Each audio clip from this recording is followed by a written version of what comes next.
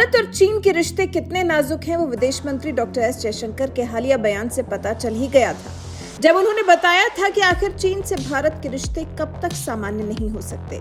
जब तक सीमा पर गतिरोध खत्म नहीं हो जाता, चीन वापस नहीं लौट जाता भारत के साथ अपनी विस्तारवादी नीतियों का खेल खेलने की आदत को चीन छोड़ नहीं देता, तब तक तो मुश्किल ही है कि चीन और भारत के रिश्तों में सुगमता आ पाएगी, क्योंकि भारत की तरफ से तो रिश्ते सुधारने की पहल नहीं की जाएगी।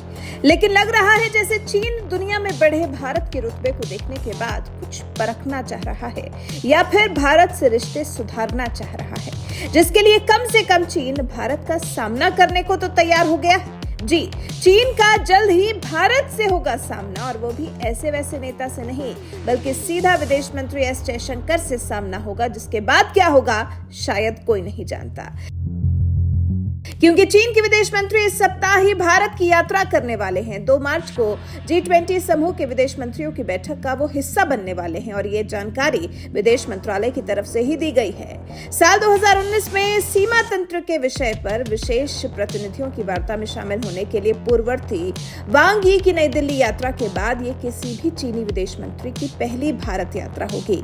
अपने भारतीय समकक्ष मंत्री एस जयशंकर के निमंत्रण पर चीन के विदेश मंत्री किन गांग भारत आ रहे हैं, और ऐसा माना जा रहा है कि मिस्टर किन गांग को बुलाया ही इसलिए जा रहा है ताकि उन्हें भारत के इरादों से वाकिफ किया जा सके, उन्हें चीन को लेकर 2 टूक संदेश दिया जा सके, चीन भारत सीमा पर बढ़ते तनाव के लिए उनकी अकल ठिकाने लगाई जा सके। हालांकि विदेश मंत्रालय की तरफ से जो घोषणा की गई है उसके मुताबिक अपने भारतीय समकक्ष मंत्री एस जयशंकर के निमंत्रण पर विदेश मंत्री किन गांग 2 मार्च को नई दिल्ली में G20 विदेश मंत्रियों की बैठक में भाग लेंगे। मई 2020 में पूर्वी लद्दाख में सैन्य गतिरोध होने के बाद से ये दोनों देशों के बीच संबंधों में शिथिलता आ गई है। गतिरोध को दूर करने के लिए दोनों देशों ने सैन्य कमांडर स्तर की 17 उच्च स्तरीय वार्ता की है, लेकिन निष्कर्ष नीलबटे सन्नाटा। भारत का कहना है कि जब तक सीमावर्ती क्षेत्रों में शांति नहीं होगी, तब तक चीन के साथ उसके संबंध सामान्य नहीं हो सकते। सुनिए विदेश मंत्री एस जयशंकर ने चीन के साथ अपने संबंधों को लेकर क्या कुछ कहा है। Or you take today, what is happening in our northern borders with China. Don't forget, this happened, when our lockdown had just started. We were in the middle, all of us, completely preoccupied with the COVID challenge. So, please appreciate the enormity of what Prime Minister Modi did.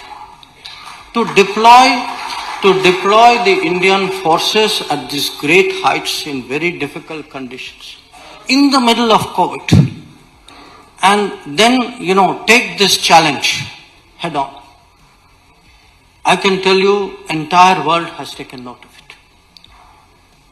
Entire world has not only taken note of it, they've also taken note of the fact that since then, we have stood firm. Our diplomacy has backed up our deployment. We have made very, very clear that, until there is a resolution of this issue, that our relations with China will not be normal. And that kind of, I would say, resolve and determination, the world takes note of. The world takes note of because not only have many countries not been able to display that, but we ourselves perhaps were not so determined and so effective in the way. Because, we have sent soldiers before.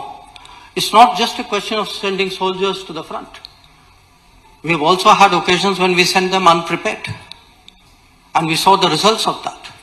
This time around, whoever has been sent has been fully, I would say, equipped, supported, ensured that they are able to stay at that level. There are challenges, especially of infrastructure, because for many years that was neglected. सुना आपने चीन से रिश्तों को लेकर क्या कह रहे हैं विदेश मंत्री एस जयशंकर। जब तक सीमा पर गतिरोध खत्म नहीं हो जाता तब तक चीन और भारत के संबंधों में सुधार नहीं हो सकता। भारत का साफ कहना है कि जब तक सीमावर्ती क्षेत्रों में शांति नहीं होगी तब तक चीन के साथ संबंध सामान्य होने का सवाल ही नहीं उठता। लेकिन अब लग रहा है जैसे करीब 2.5 साल बाद भारत का सामना करना चाह रहा है चाइना। तभी तो G20 के बहाने ही सही लेकिन भारत आने के लिए तैयार तो हुआ है। भारत ने पिछले साल 1 दिसंबर को G20 की अध्यक्षता संभाली थी। G20 के सदस्य देश वैश्विक सकल घरेलू उत्पाद के लगभग 85%, वैश्विक व्यापार के 75% से अधिक और दुनिया की आबादी के लगभग तिहाई का प्रतिनिधित्व करते हैं।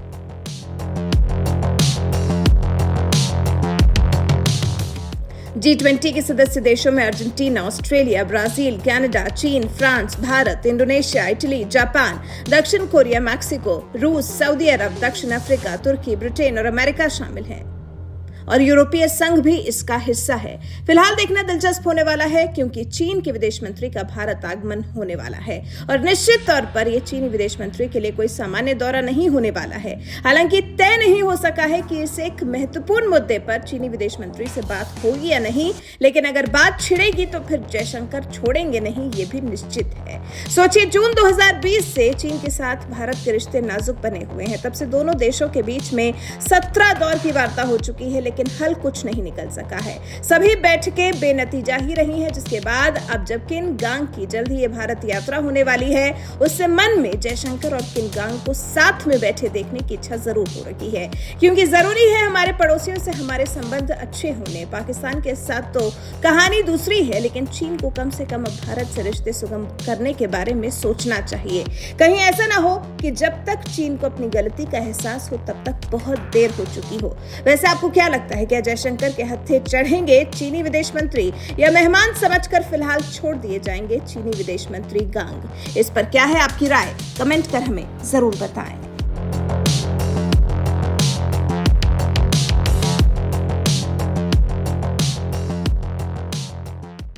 Many countries not been able to display that. But we ourselves perhaps were not so determined and so effective in the way. Because, we have sent soldiers before. It's not just a question of sending soldiers to the front. We have also had occasions when we sent them unprepared. And we saw the results of that. This time around, whoever has been sent has been fully, I would say, equipped, supported, ensured that they are able to stay at that level. There are challenges, especially of infrastructure, because for many years that was neglected.